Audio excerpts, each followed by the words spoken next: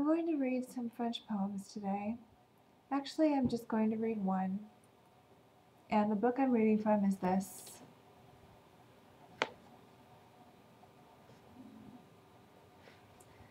I can't believe I've had this book since grad school when I went for poetry, which was probably, I don't know, 1999, 2000. I've had this book this whole time.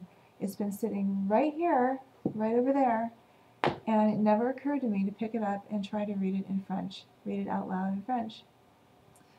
The last time I read it was in English many years ago, as I said, so this is going to be new for me. I actually recorded myself twice doing this, but I ended up messing up my English, so they were bloopers and I don't know how to deal with them, so I'm reading this for the third time. I'm not reading the same poems every time though, so each time I read them, they're new. Which, by the way, I wanted to talk about a little bit. Reading poetry is very different from reading other text. It's difficult because, like any art, there's a lot of room for interpretation. And since there's room for interpretation, every single reading you do is going to be different. You can read the same poem 10 times, and every single time it will be different. So there's a lot of room there for variation. It's hard to know if somebody's reading, actually there's no such thing as reading it correctly. Unless you horribly mispronounce things, which I'm about to do. So reading poetry is difficult to begin with. The other thing is reading out loud is very different from speaking. It's much more difficult. I know a lot of people who, native English speakers who can't read out loud. It's very difficult for them.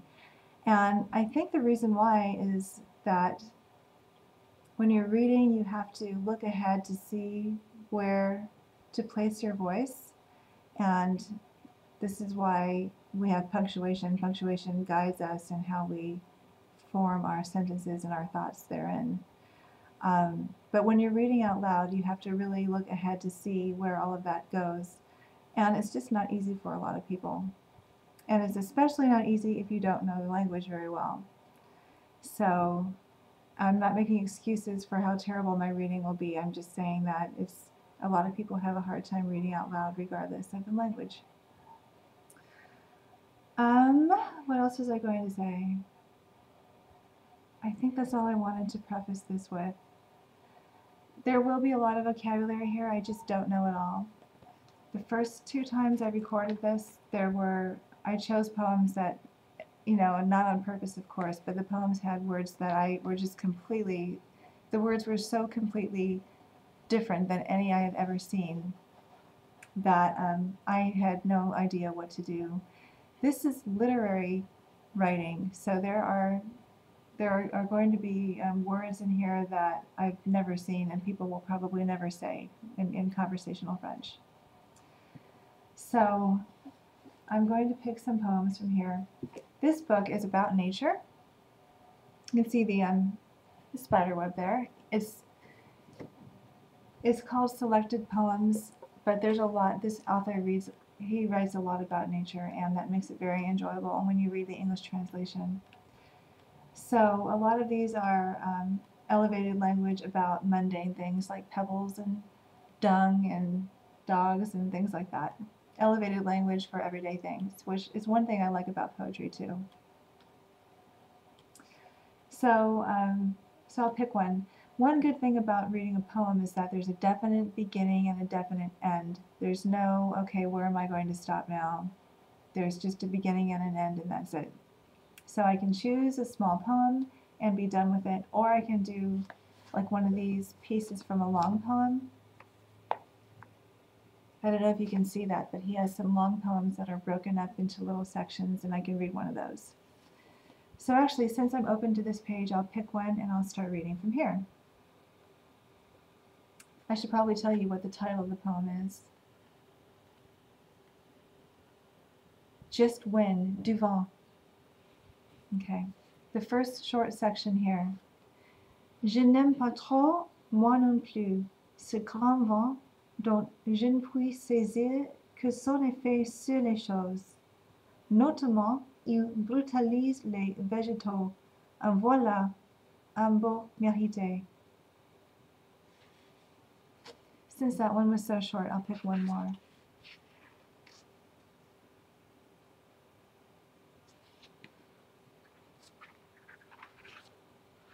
Here's a short one. Et qu'est-ce en effet pourtant que le vent, sinon un brusque, un rétablissement d'équilibre. La chevauchée est un redresseur de taux. Let me read that to you in English so you can understand why it was so difficult. Yet, what, in fact, is the wind but a sudden and vehement restoration of equilibrium? A galloping rider of wrongs? Yeah, I tried to read that in French. Okay. Let me just pick one more.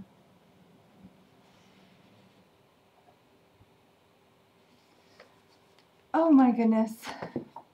Okay, let's move away from this poem about the wind and just pick a short poem.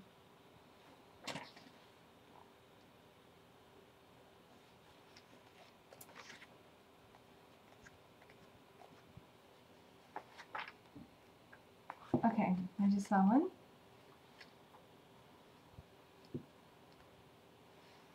No.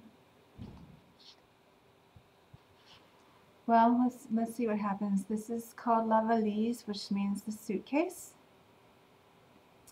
Ma valise n'accompagne au massif de la Vanoise et déjà ses nickels brillent et son cuir épais embaume.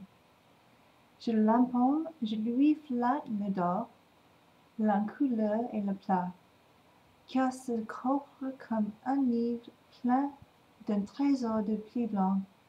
Mon vêtu singulier, ma lecture familier et mon plus simple attirail, oui, un coffre comme un livre et aussi un H.